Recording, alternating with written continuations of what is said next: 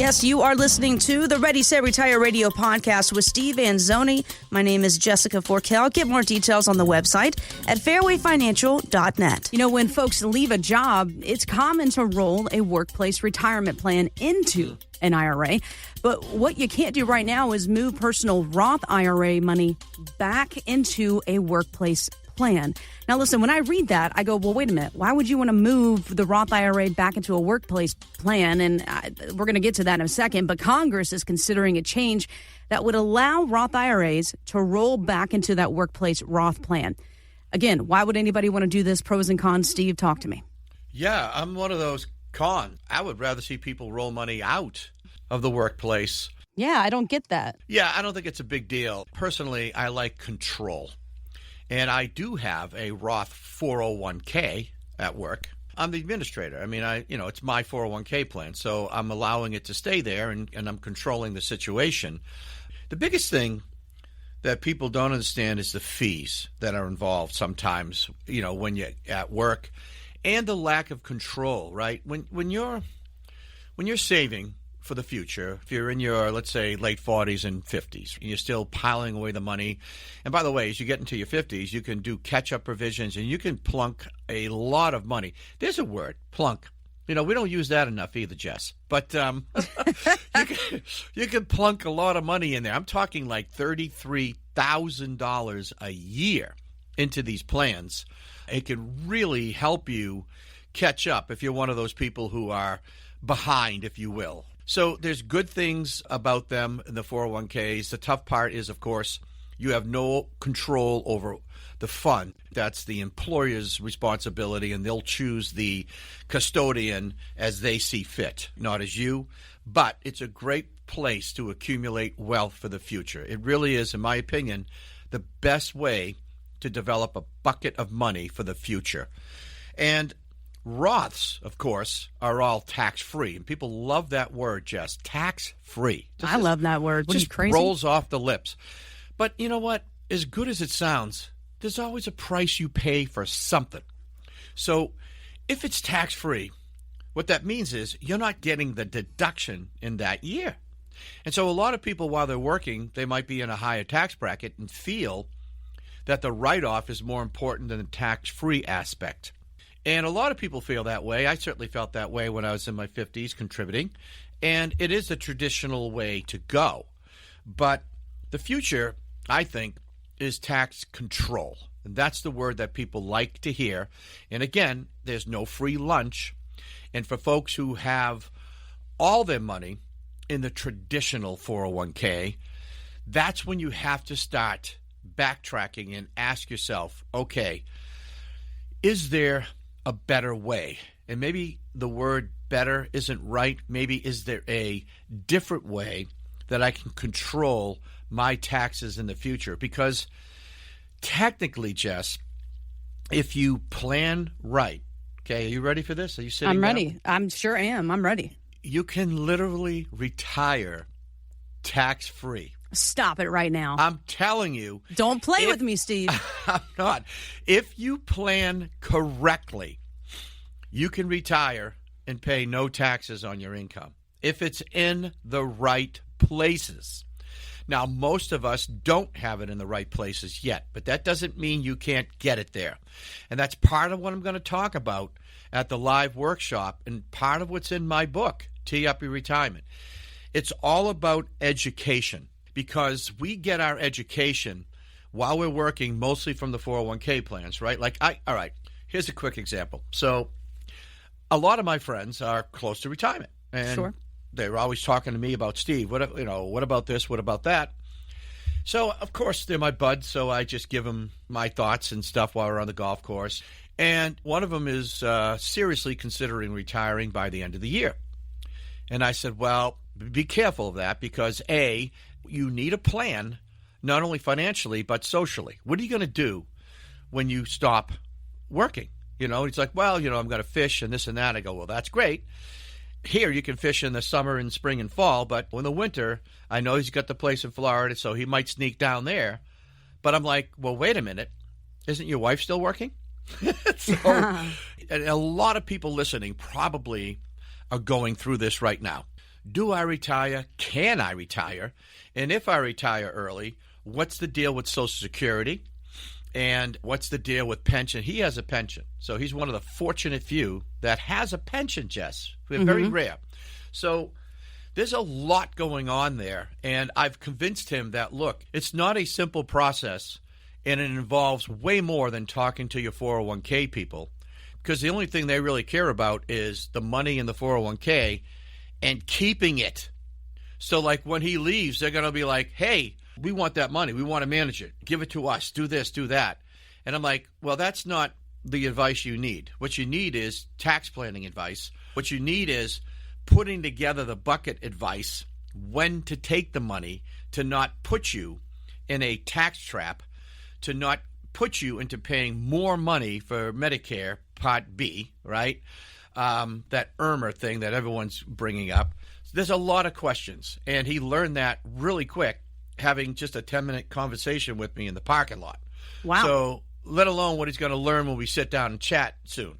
But that's what people need to be armed with, is the right information. Okay, not the water cooler information. And what I mean by that is the guys at work info. Hey, I heard from this guy that, he's doing this. Well, he's your bud, but do you really want to get long-term financial advice from someone who is not in the business? I mean, listen, experience can't be bought, can't be taught. It's got to be earned over a very long period of time. And that's what you get when you're dealing with someone like me. You get that experience, you get all those years of learning what to do, what not to do, more importantly, what not to do.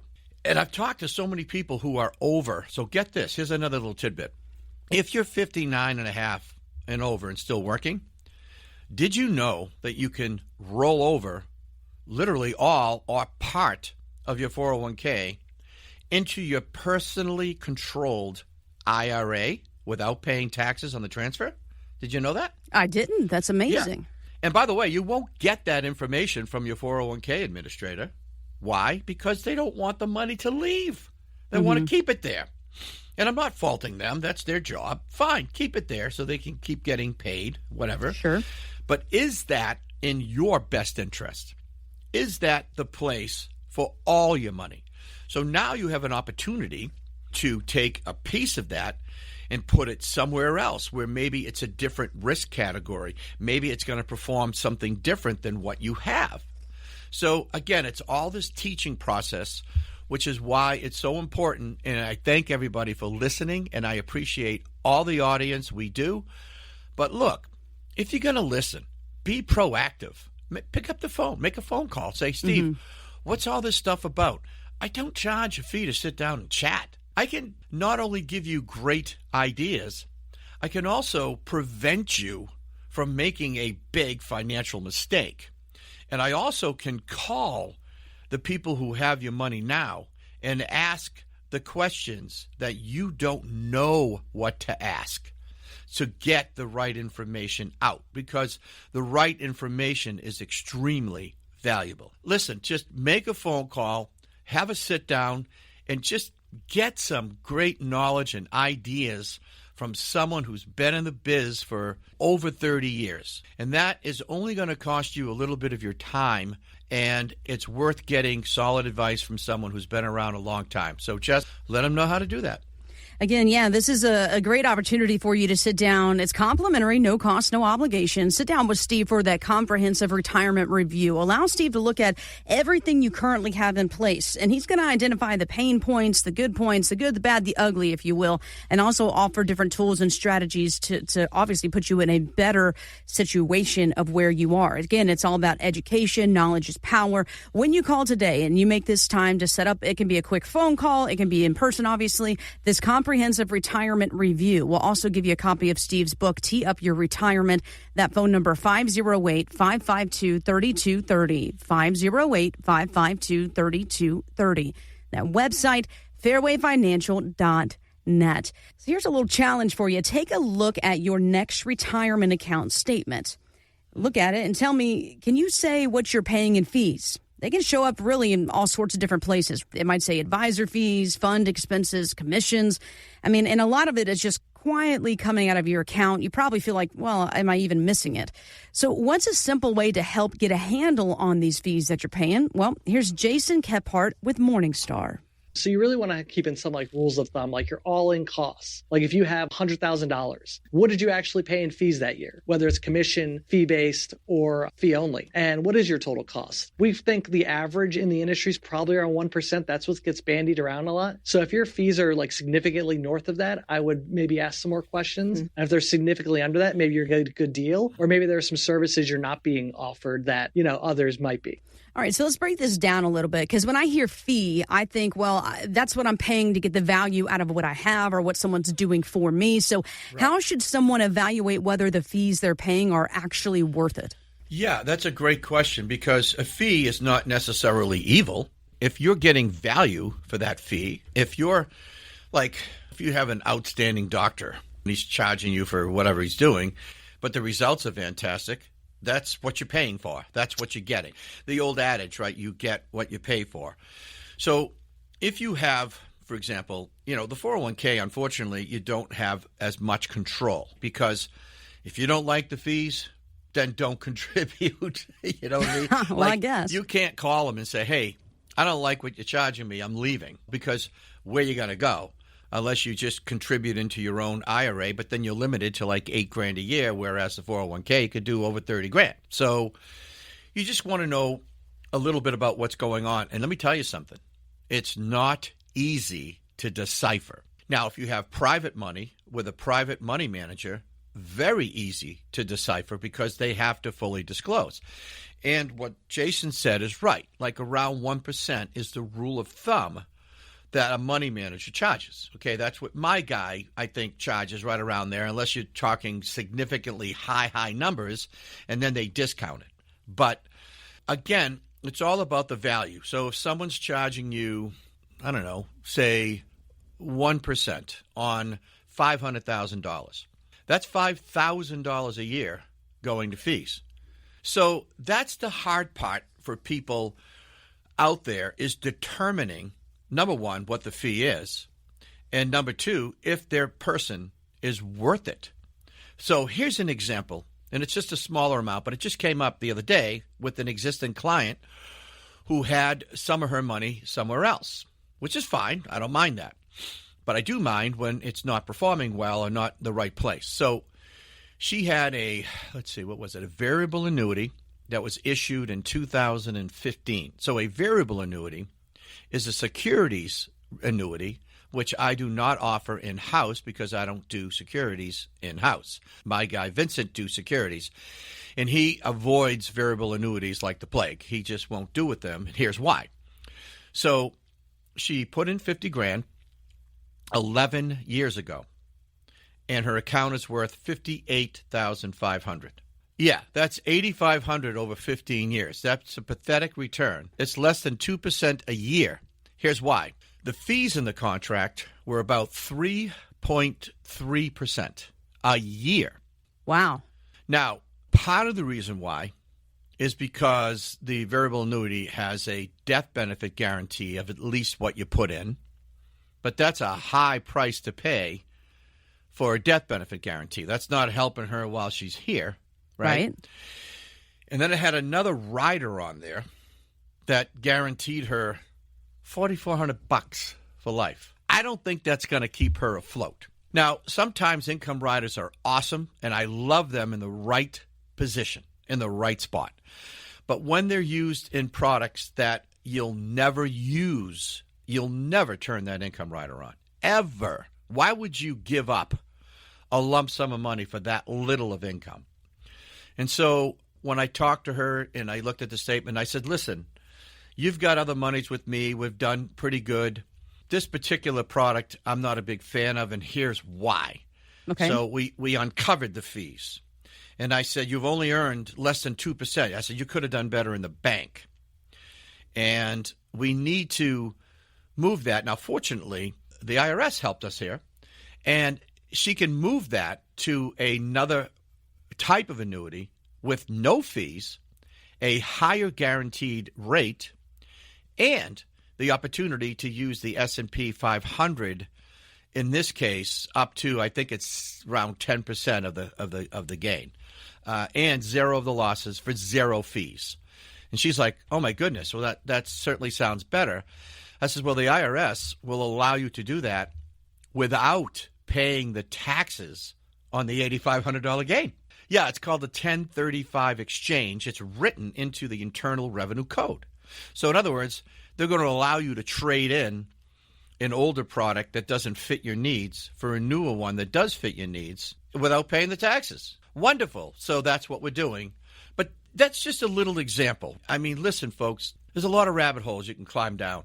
And, she was like, well, I didn't know. And I'm like, stop blaming yourself. So I talked to so many people like, well, I just thought I'm doing the right thing and this and that. I said, listen, it's not you. It's not on you.